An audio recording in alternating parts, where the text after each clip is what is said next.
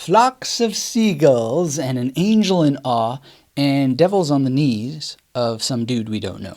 What on earth could that possibly help us memorize? That's coming up in this episode of Words worth remembering, words worth remembering, words worth remembering. Remember them with me and the magnetic memory method.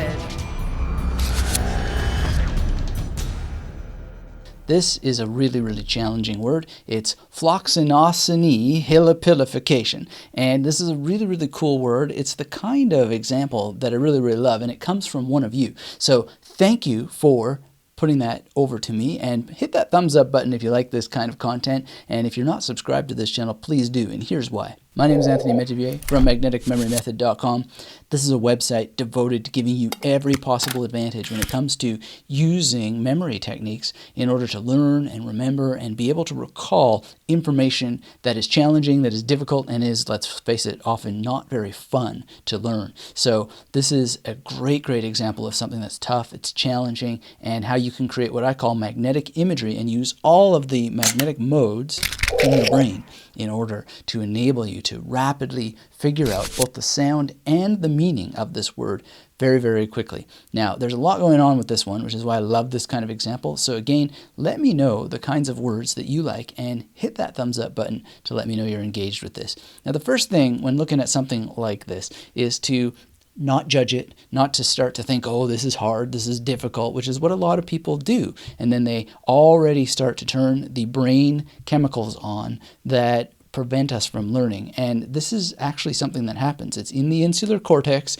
You can look up the science. Your brain creates a pain response when it sees stuff like this. If that happens to you, it's not your fault. Don't blame yourself, but be aware of it and then shut it down. Consciously remind yourself that this is information just like anything else in the world. There's nothing particularly different about it than any other things other than your insular cortex is saying, too much, right? So how do you do that? Well, you break it down.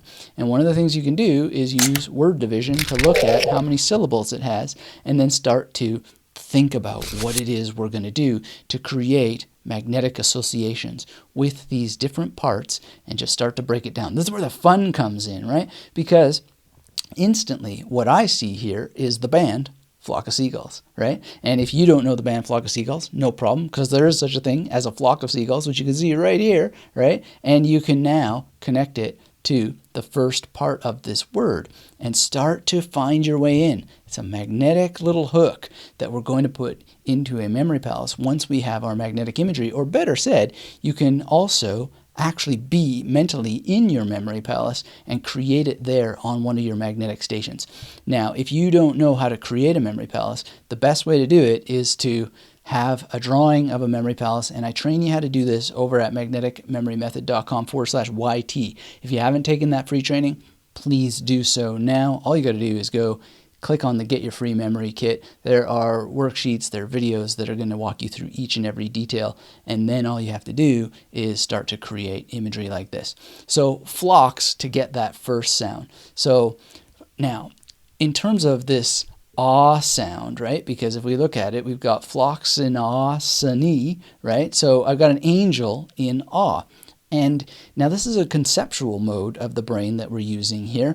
If you think of something different, you've got options. You can think of what would work for you. But for me, an angel in awe works really better. And then devils on the knees really came to my mind. And I just thought, wow, why that? Well, it's because the estimation of something as valueless is what this means. It's like actually making something or estimating something to be valueless. And who does that better than the devil, right? And if the devil is on somebody's knees, then you can get, well, the sense of devaluing as in sin, and then knee, and it just all sort of works. Now, that might not be the solution for you, but it's an example, a mnemonic example of where you could start to use your thoughts of association and connection to get going. And if we look at the bottom here, well, do you know who that author is?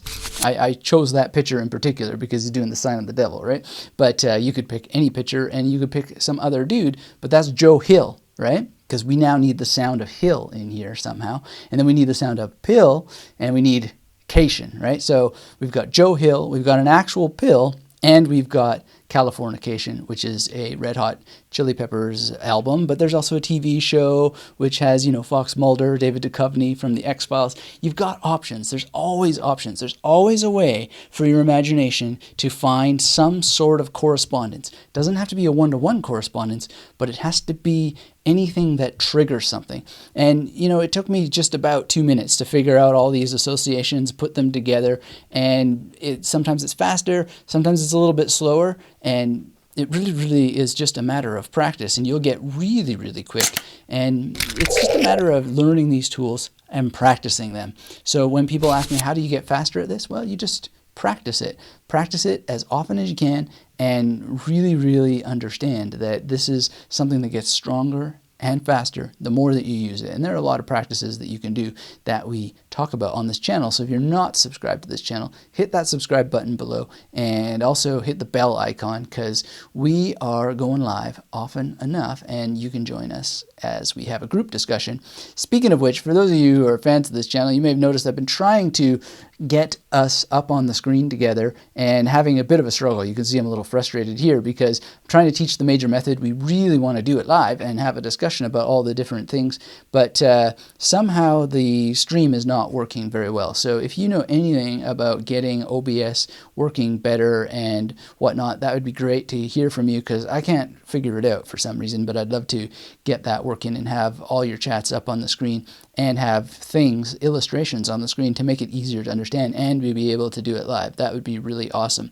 So in the meantime, we have what we have, which is this ability to talk together and start to build magnetic associations for you and demonstrate how that's done. And really, if you want to take challenging stuff like Floccinaucinihilipilification, then this is how I would do it. And again, remember, we're trying not just to get the sound back, but also the meaning, right? And so in this case, our meaning figure is really the devil, and it's giving us both sound and meaning at the same time, but it is the core figure here, the magnetic figure, that is helping us get that real link going, so that when we think about the sound and we think about the meaning, it has a place in the magnetic imagery, and all we have to do after that is have a memory palace. So if you don't know how to build a memory palace, if you don't know how to make it really easy process, really fast and a lot of fun, then make sure you're subscribed over at magneticmemorymethod.com/YT,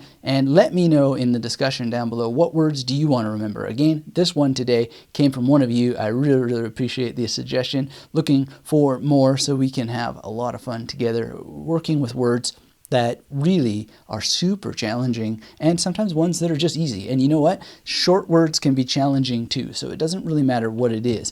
It's just a matter of diving in and thinking about what the associations might be.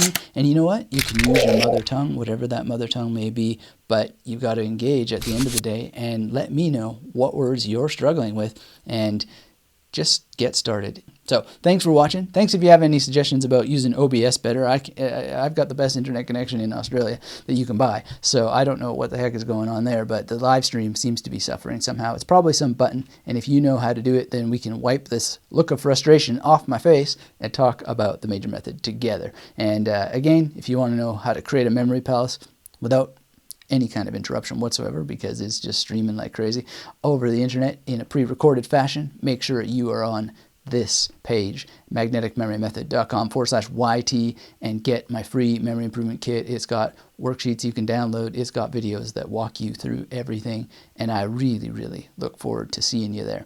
So in the meantime, make sure that you memorize cool words like this. Use your creative imagination to do so. And until we speak again, keep yourself magnetic. Words worth remembering. Words worth remembering.